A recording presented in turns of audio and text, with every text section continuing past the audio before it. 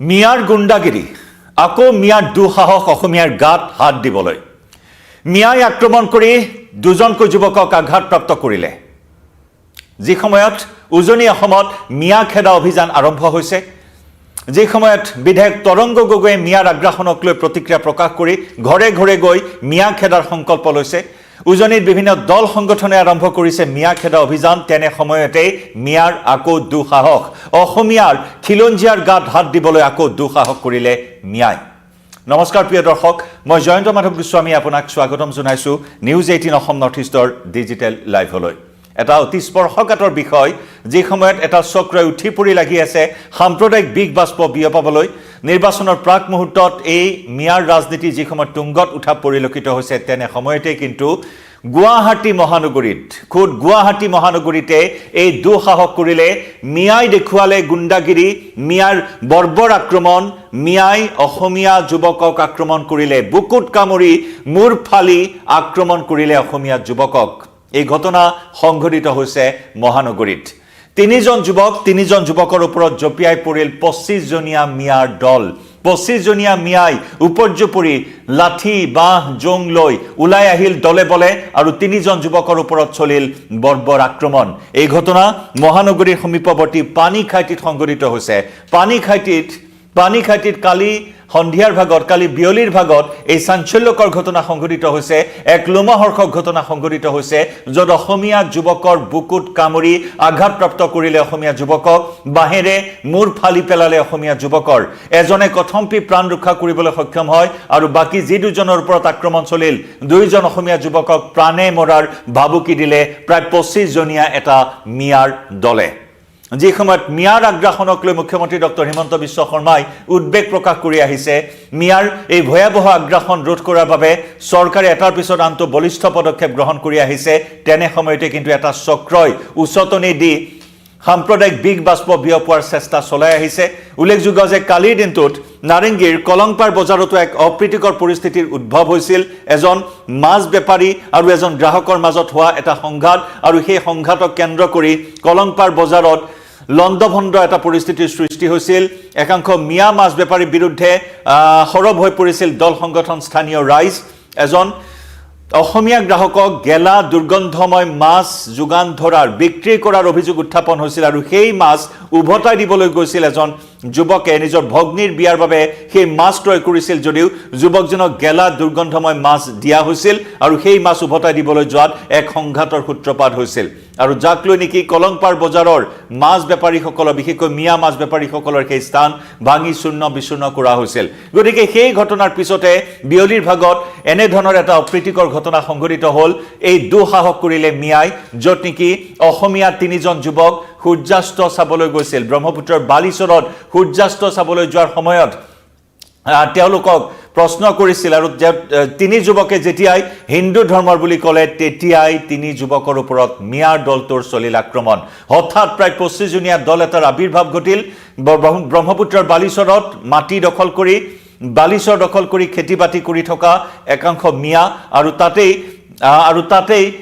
সূৰ্যাস্তৰ সেই পৰিৱেশ চাবলৈ গৈছিল তিনিজনীয়া যুৱকৰ দলটো পানীখাইটি তিনিজন অসমীয়া যুৱক গৈছিল আৰু তাৰ পিছতে চলিল সেই বৰ্বৰ আক্ৰমণ আমি কিছু দৃশ্য এই মুহূৰ্তত দেখুৱাইছো সেই তিনিজন যুৱকক চাওক কেনেদৰে প্ৰহাৰ কৰিছিল এজনৰ মূৰ ফালি পেলালে আৰু আনজনৰ বুকুত কামুৰি আঘাতপ্ৰাপ্ত কৰিলে এই 25 জনীয়া মিয়াৰ দলটো সম্পূৰ্ণ ভিজুৱেলছ দেখুৱাইছো এয়া চাওক কেনেদৰে বুকুত কামুৰি আঘাতপ্ৰাপ্ত কৰা হ'ল অসমীয়া যুৱকক এই দৃশ্য আমি দেখুৱাইছো এই মুহূৰ্তত এই কাণ্ড সংঘটিত কৰিবলৈ কুণ্ঠাবোধ নকৰিলে এই 25 জনীয়া মিয়াৰ দলটোৱে অভিযোগ অনুসৰি যুৱককেইজনে হিন্দু ধৰ্মৰ বুলি কৈছিল আৰু তাৰ পিছতে এনেদৰে প্ৰাণে মৰাৰ চেষ্টা কৰা হ'ল ব্ৰহ্মপুত্ৰৰ বালিচাপৰিত ছানছেট চাবলৈ গৈছিল মহানগৰীৰ পানীখাইটিৰ এই তিনি যুৱক আৰু তাৰ পিছত মিয়া যুৱকৰ সৈতে প্ৰথমে তৰ্কাতৰ্কি আৰু তাৰ পিছত আক্ৰমণ মিয়াৰ প্ৰায় 25 জনীয়া দল আহি যুৱক তিনিজনক লাঠি বাহেৰে আক্ৰমণ কৰাৰ ফলত দুজন গুৰুতৰভাৱে আঘাতপ্ৰাপ্ত আৰু এজনে খেৰৰ পুঁজিত লুকুৱাই নিজকে প্ৰাণ ৰক্ষা কৰিবলৈ সক্ষম হয় আক্ৰমণত সুমেশ ৰাজ বসুমতাৰী আৰু লগতে জ্যোতিমান হাজৰিকা নামৰ এই দুই যুৱক গুৰুতৰভাৱে আঘাতপ্ৰাপ্ত হৈছে আমি ভাষ্য আছে আমাৰ হাতত সেই ভাষ্য আগবঢ়াই লৈছো শুনক কি হৈছিল কালি বিয়লিৰ ভাগত মৰিছে এইবিলাক মাৰিছে বাহৰ লগত ইয়াতে মাৰিছে ইয়াক মানে মাথাত বচাই থাকোঁতে মোৰ বাহেদি ইয়াক মোৰ মাথাতে মাৰি আছে ইয়াকো 7টা পিছতো এনেকুৱা কৰিছে ইয়াক বেলেগ ফালে মানে এনেকুৱা টাইপৰ মাৰ সিহঁতক বান কাঠ এনেকুৱা টাইপৰ লৈ গ'ল লৈ যোৱাৰ পিছত মুখটো মাৰিছে সিফালে এইবিলাক বাহ মাৰিছে মানে এনেকুৱা ফিল হৈছে তাতে আমি মৰিলেও বুলি বাহ ইমান মোটা মোটা বাহ ইয়াতে মাৰিছে মাথাত মাৰিছে এইবিলাক তেজ গোটেই গোটা গোটা লাগি আছে তেজ গোটেই গোটা হৈ আছে তাৰপিছত ইয়াক মাৰিছে মাথাত মাৰাৰ পিছত এটা বুঢ়া মানুহ আহি ইয়াতে কামুৰি ধৰিছে ইয়াতে গলত কামুৰি ধৰিছে ইয়াতে কামুৰি ধৰি কেনে মোক কৈছে মাৰ ইহঁতক মাৰি পেলা কৈছে মাৰি পেলা আৰু মই ভিডিঅ' কৰিছিলোঁ সিহঁতক মোৰ মোবাইল চোবাইল গোটেই কাঢ়িলে মোৰ মোবাইল চোবাইল গোটেই কাঢ়িলে সিহঁতে মোৰ মোবাইল পাৰ্চ গোটেই চব কাঢ়িছে গাড়ী চাড়ী গোটেই ভাঙিলে মোৰ গাড়ী ভাঙিছে মানে কি কাটি কিনে ভাঙিছে মোৰ স্কুটি আছিলে দিঅ' হয় দিঅ' স্কুটি আছিলে গোটেই ভাঙিলে আগফালে ভাইজাৰ একোৱেই নাই লাইট চাইট গোটেই নাইকিয়া হৈছে মানে মোক মানে ইয়াকতো মাৰিছে 25-30জন মানুহে মোক মিলিও মাৰিছে মিয়া সম্প্ৰদায়ৰ মানুহ হয় আমি ক'ৰ হয় চিনি নাপাওঁ হিন্দু বুলি মোটামুটি আমি ক'লো হিন্দু হয় আমি বড়োৰ ইয়াতে থাকোঁ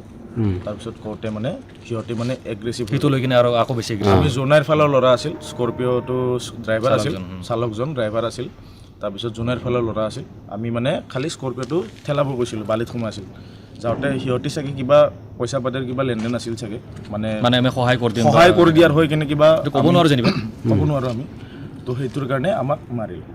আৰু চব মিয়া সম্প্ৰদায়ৰ মানুহ পচম 12-13জনমান মানুহ আছিল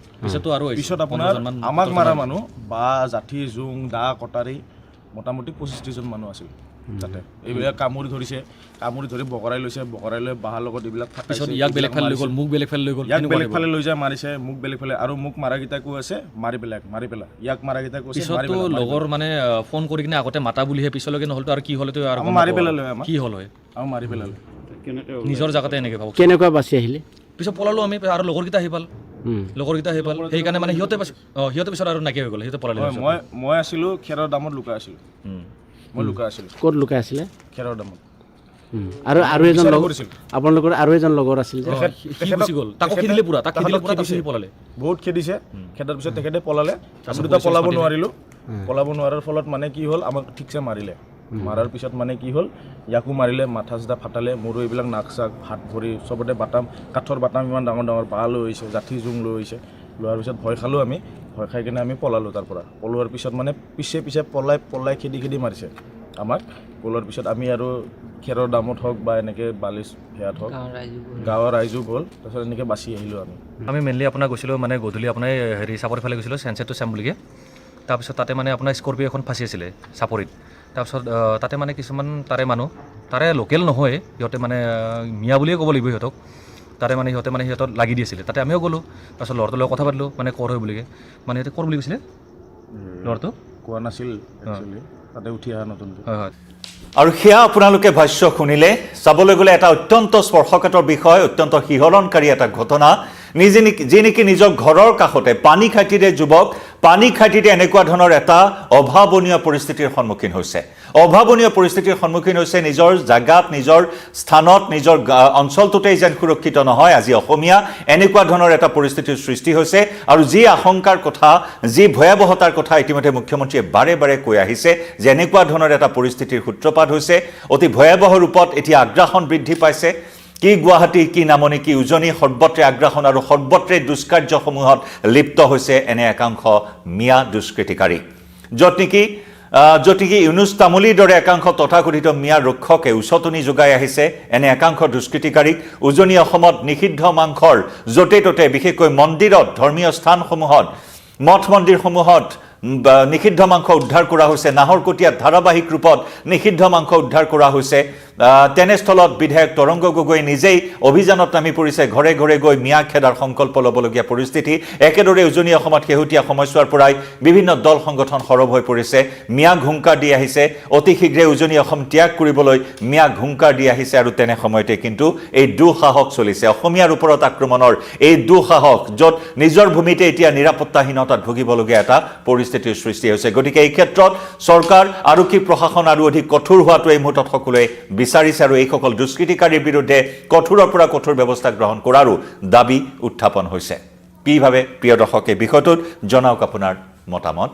লাইভৰ পৰা